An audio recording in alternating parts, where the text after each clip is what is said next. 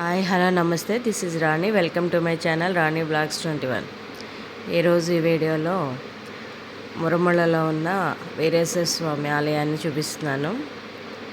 ఈ మురముళ్ళ అనే గ్రామం అమలాపురానికి 30 కిలోమీటర్ల దూరంలోను, కాకినాడకి 25 కిలోమీటర్ల దూరంలోను, రాజమండ్రికి 100 కిలోమీటర్ల దూరంలోనూ ఉంది. ఈ మురముళ్ళ అనే గ్రామంలో కొలువై ఉన్న వీరేశ్వర స్వామి భద్రకాళ సమేతుడై కొలువై ఉన్నాడు. ఇక్కడ మీరు చూస్తున్నదంతా ఆలయం లోపలి భాగం. ఇదంతా కూడా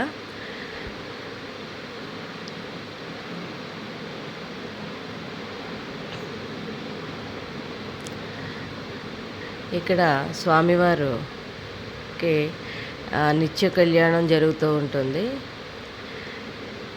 అమ్మవారికి అదేవిధంగా స్వామివారికి నిత్యం ఇక్కడ కళ్యాణం జరిపిస్తూ ఉంటారు.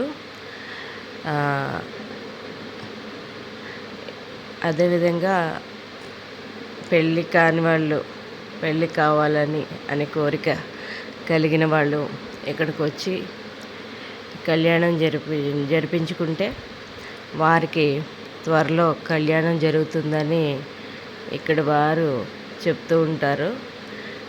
దానివల్ల ఇక్కడికి తరచుగా భక్తులు ఎక్కువ సంఖ్యలో వస్తూ ఉంటారు.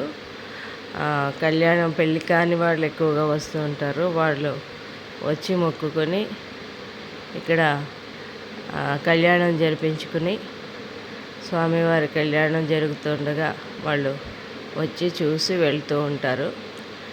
ఇక్కడ శివరాత్రికి అభిషేకం చేయడానికి 12 నదుల్లో నీరు అయితే తెప్పించడం జరిగింది. శివరాత్రికి స్వామివారికి అభిషేకం చేయడం జరిగింది. 12 నదుల్లో నీరుతోటి ఇక్కడ వీరేశ్వర స్వామికి అభిషేకం చేయడం జరిగింది. అలాగే మంచి రోజుల్లో ఇక్కడ అన్నదానం కూడా జరుగుతూ ఉంటుంది. చుట్టుపక్కల నుండే కాకుండా ఇక్కడ మురముళ్ళ వీరేశ్వర స్వామికి చాలా దూరం నుండి కూడా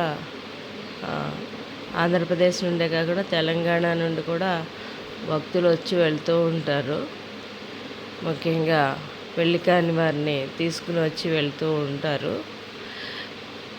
ముఖ్యమైన రోజుల్లో ఇక్కడ కార్తీక మాసంలో కానీ ముఖ్యమైన రోజుల్లో ఇక్కడ పూజలు అవి నిర్వహిస్తూ ఉంటారు. ఉత్సవాలు జరుగుతూ ఉంటాయి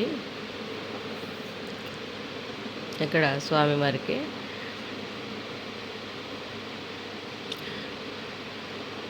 ఇది చూడడానికి ఈ గ్రామం చిన్న గ్రామమే అయినా కూడా విశాలంగానే, ఆలయం మట్టుకు విశాలమైన ప్రాంగణంలోనే ఉంటూ ఉంటుంది.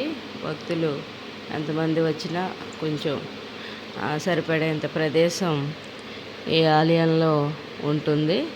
చుట్టూ ప్రాకారంతో ఇక్కడ భద్రకాళి సమేత వీరేశ్వర స్వామి కూడా విగ్రహం కూడా చాలా బాగుంటుంది చూడడానికి. అలంకరణ అది కూడా బాగా ఉంటుంది. మీరు చూస్తుందంతా కూడా ఈ ఆలయానికి సంబంధించిన దృశ్యాలే. ముఖ్యమైన రోజుల్లో ఇక్కడ జరిగిన ఉత్సవాలు అవి కూడా ఈ వీడియోలో చూస్తున్నారు. దీనికి స్థల పురాణం కూడా ఉంది. ఈ ఆలయానికి స్థల పురాణం ఉంది. అదేవిధంగా గుడికి సంబంధించిన పురాణం కూడా ఉంది.